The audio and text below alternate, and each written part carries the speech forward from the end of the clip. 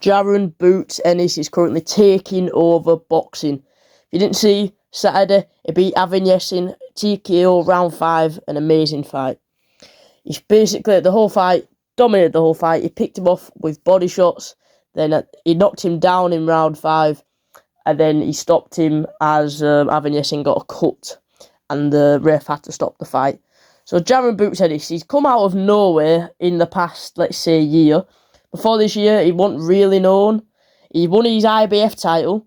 Then Eddie Hearn saw potential in him, and he signed him to Matchroom. And after Eddie Hearn signed him, Eddie Hearn being the amazing promoter he is, thought, let's promote the fuck out of this guy. And now, well, he's up for fucking fighting Terence Crawford, basically.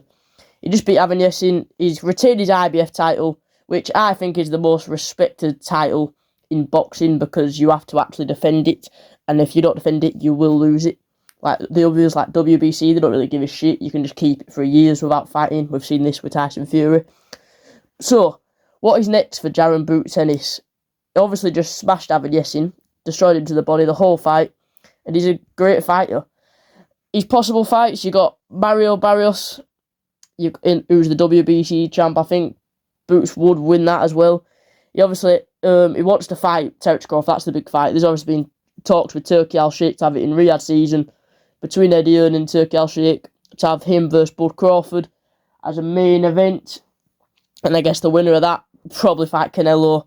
There's lots of mixed fights happening across the weight divisions, but they want the fight for Terence Crawford and Boots to happen at 154. I'm guessing they want that to fight at 154 because then the winner fights Canelo. That would probably make sense.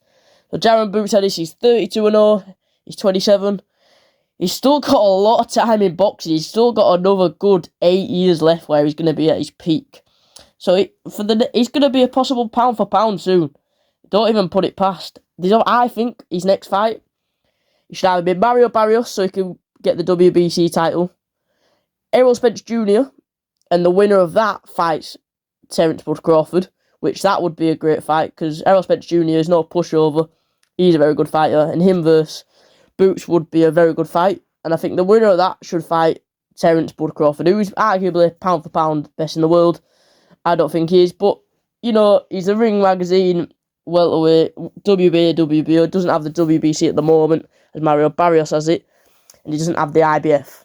So I think if Boots beats Mario Barrios, gets the WBC title, beats Errol Spence Jr., then he's in line to fight Terence Bud Crawford to unify the division.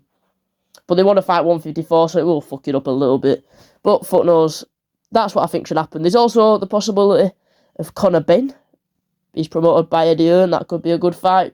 Possible, but Conor Benn's probably not on his level. He's won nothing. So, put down in the comments what you think of Jaron Boots Ennis. I think he's an amazing fighter. Lots of promise. Probably going to be a pound for pound great in the next 5 years. I think, who do you think wins against the fight between Bud Crawford and him? I think right now probably Terence Crawford, but in a year that probably will change. I think Boots has the potential to beat him. I think he beats Errol Spence Jr. and Conor Benn and Mario Barrios right now, and he's probably the second to Bud Crawford. Put down in the comments what you think of Boots Ennis. Thanks for watching. I'll see you in the next one. Peace.